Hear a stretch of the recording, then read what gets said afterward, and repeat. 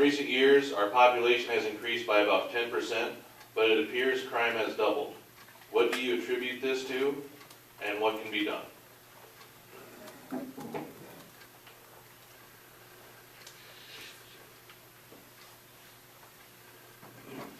This is a good question. This is right down my alley. I've been doing this stuff for 27 years. One word, drugs. A lot of what we're talking about, a lot of the crime stems from drugs. How do we solve that? Yeah, we can throw a ton more police officers at it if you want to, but it's going to have to be a community effort.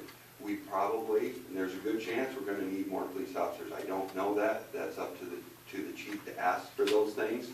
But in my background, my experience, I'm probably one of the most equipped to be able to understand those types of things with the amount of years of service that I've had. But if we don't, and I'll use the term attack, if we don't attack the drug problem that is occurring right now, we are going to be in trouble. It's going to affect every single one of you. If it hasn't affected your family some way, shape, or form, or your life, it will. It just navigates out from that individual to social services, to the schools, to burglaries, to all types of thefts. These types of things manifest themselves, and if we don't find a way to get a handle on it soon, every single one of us in this community is going to be affected. Now, just because the city of Aberdeen is experiencing this, it's not just an Aberdeen problem. This is a statewide problem. This is a North Dakota problem. This is a Minnesota problem. This is an epidemic not just for the city of Aberdeen. This is for all over. My job carries me throughout Northeast South Dakota. I keep track of the entire state of South Dakota and have good friends that I work with up in North Dakota. And this is, everybody's experiencing the problems. So I would love to be able to have the opportunity to work with the chief and the police department again in order to be able to try to find some more solutions. Now, it's just not down to the police department though. It's a community-wide thing. It's everybody. It's counselors. It is the hospitals. It's the schools. It's every part of our community needs to work together to find a solution. And I would love to be able to help work on that. Thank you.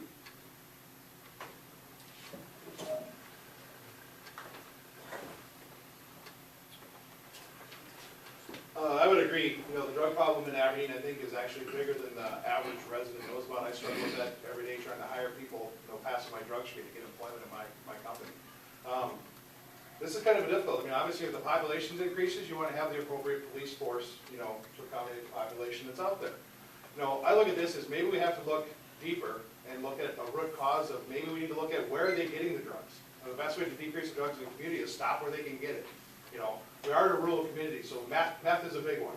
Maybe we need to find a way to make it harder for these people to, you know, get the components to make meth. You know, marijuana, you know, maybe we need to find a way to minimize it coming into our city.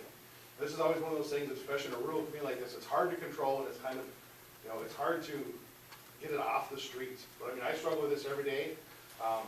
Again, you can throw police staff at it, that probably won't help, I don't know, you know. I think it's only going to get worse. And I think the three of us yesterday had a discussion, you know, recreational marijuana. Some of the states not too far from us have already passed it into law. That's going to come to South Dakota. Who knows when, but it'll happen. Medical marijuana will be here even sooner, I believe. So our drug problem is actually going to increase. So like any other thing, we really need to start focusing now on ways to prevent it and control it. And I think that will also decrease what's out there right now. So, thank you.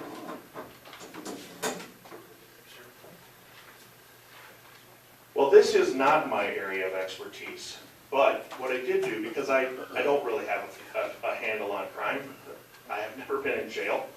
I think you should all start with that, by the way.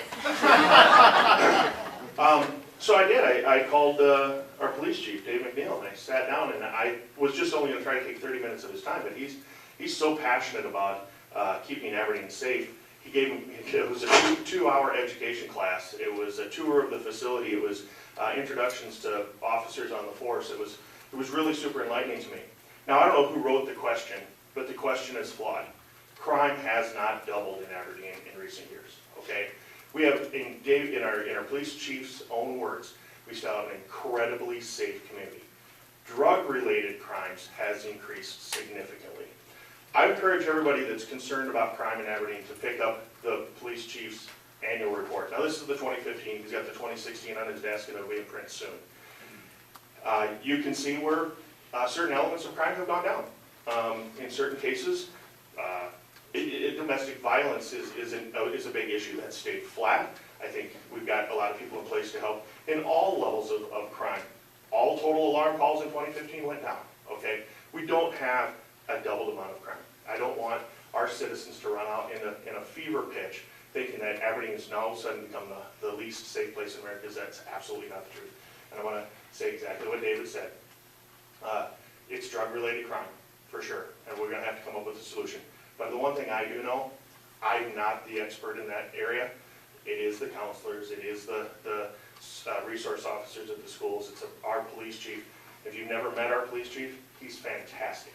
He would encourage everybody to come in and have a seat and go through the stats with him. I'm sure he would have another open house or discuss any of these issues. He's working very, very hard to make sure new populations coming into our community are being integrated in a safe way. We talked at great lengths about that, because I know that's a fear that's running around our community. People that are coming in from other places in our world are not creating any more crime than the people that have been living here for 35, 40 years.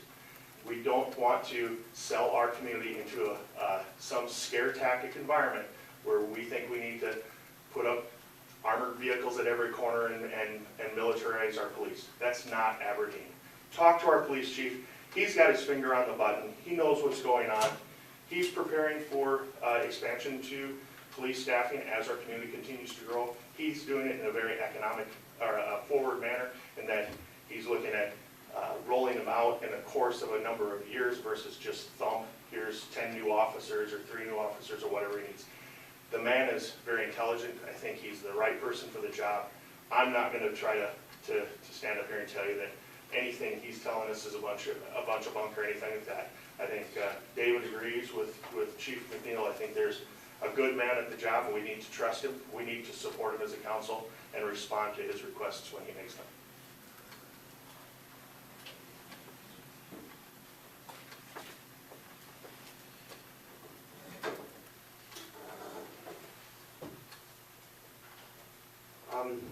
When it comes to crime, it's a big thing for Aberdeen, because we're a small community, and being family oriented, we don't want anybody to be in harm's way.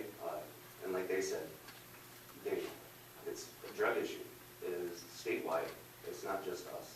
So we're not the only ones with the problem, but we have people that have a particular job to do, and those people are the ones that are taking care of it. But if there's anything that we can do to help them and give them the tools or the people or the personnel, whatever they need to keep this handled, which it looks like they are, that's what we're here for. And but that's why people like Aberdeen. We're a very safe, family-oriented community. So they want to move here. People move and come back because of that, because they find out what it's like somewhere else. So we're not the only place that has this problem, but I think we're doing an okay job with this so far.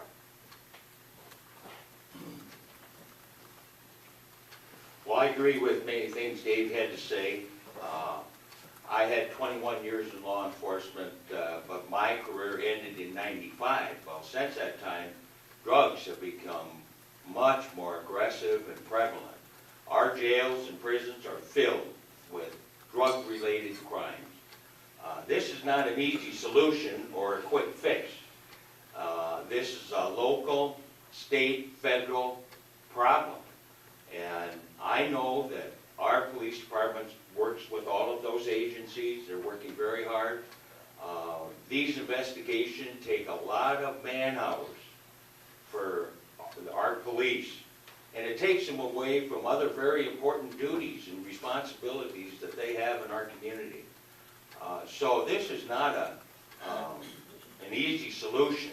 I do not see this being resolved in the very near future. It's an ongoing, serious concern that all of us have, because it's going to affect, like Dave said, it'll affect each and every one of us at some point in our lives. So I think as a council person, we would certainly support our police department in their efforts to fight this battle.